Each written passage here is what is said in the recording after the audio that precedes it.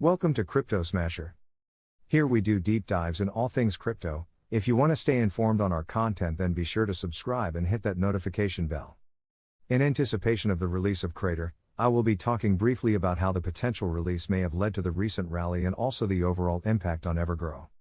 Coming off the back of the 1st of November all-time high, the Evergrow coin price declined by 84%, but from the 29th of November to the present day, however, the coin value has risen by 97%. In this video, I will attempt to look a bit closer at the movements, to hopefully provide some additional perspective. Nothing in this video should be considered as investment advice, only for educational and informative purposes.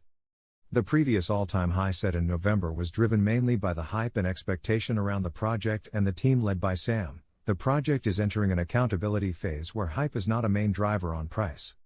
In the 6 days between the 30th of December to the 4th of January has seen a 115% rise in Evergrow coin's value.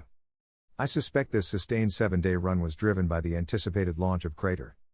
The last time the coin had a similar sustained run of daily wins was in the lead up to the 1st of November high, so this is also significant, but a different driver was behind both runs. What happens next, post-Crator launch? Having considered a handful of projects that delivered a utility, the following days or weeks in some cases we tend to see a drop in price. When Shiba Inu released Shiba Swap, there was a similar pump in the days preceding the launch, followed by a drop. There was also a similar outcome with Dogecoin and Elon Musk's appearance on Saturday Night Live. There was a price build leading up to the event and a drop once the appearance aired. Obviously, the similarities are rather loose, but this is a likely outcome at the very least. That said, I can see all the gains from the 4th of January have been erased with the 23% drop in coin value today, 5th January. The potential impact of Crator on the overall project remains to be seen, and I covered this in my previous Evergrow video. It will also be interesting to get insight on how profits from Crator will be deployed towards burns. Will profit be calculated monthly or annually? What are the costs looking like to operate Crator? Crator will be a formidable asset if successful, but this is a minefield with very well-backed competitors. It won't be easy to become relevant in this field. As usual, I like to curate interesting points of view from Reddit. The purpose of this is simply to provide objectivity on the topic. Let's begin. Comment 1. Crator has a long way to go before it touches $150,000 a day of revenue. That's like $55 million revenue per year. That's a huge number of high-quality creators it needs on the platform to bring backers with it. Patreon started 8 years ago, and its revenue track record shows turning over this kind of money isn't super straightforward. Also bear in mind, people don't have to pay an Evergrow coin. Now, it's a market with plenty of players out there. Crator is challenging rivals rather than being first to market, so needs to bring something new and better to sway people away and sign up. Plus, in October Patreon confirmed they were looking into implementing crypto, perhaps a token, perhaps in the form of reward or payment, and they'll also be looking to add NFTs. Even more of a challenging aspect for Evergrow to overcome and entice people away. You can't rely on us investors to be the only ones who want to create on the platform. Now I'm behind Evergrow and have an investment, but let's remember the big challenge that faces us, and rolling out a platform quickly doesn't mean it will immediately have mass impact. Without constant development, its own team and leadership will need to be purely focused on the platform.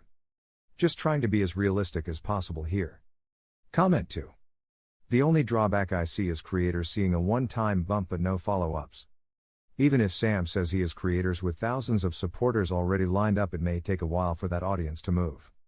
So for them, seeing genuine support from the Evergrow army who like their content will go further to show they made the right move.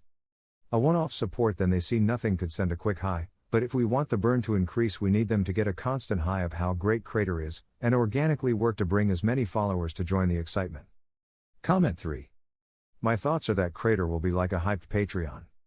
It will be a platform designed for a specific target market of people who want to subscribe to their favorite artists or content creators, but are also somewhat tech savvy enough to be able to learn how to make crypto payments to those artists to get content. It's people who like to use new technology and be part of something new. People like probably most of the Evergrow family, since that's how we all got here and discovered Evergrow anyway. I hope you all sign up for Crator and make an account, whether you post content or just want to subscribe to whoever will be joining the platform to watch their channel. I can't wait. Comment 4. If it's set up in a way where ads don't exist, or you get paid for watching the ads, I think it could be a serious competitor if done right. I stopped using YouTube after they came out with the premium version. Not that I had a problem with the paid version itself, but because it felt like they were purposely making the free version worse to push more people into buying. Comment 5. The payment options are another problem entirely. Who will use a token of value where you pay a hefty tax to get your money in or out? They say 5% fee if not using Evergrow coin, but that's less than the tax the creator will pay when switching their Evergrow coins to something they can use. Same with the consumers. Ethereum gas fees cause numerous alternatives to come up, not everyone rightfully hates them, and those aren't as bad as this since it's a flat fee you can dilute. Or, the creators could just go to another platform and avoid it altogether. That's all for today, many thanks for your time.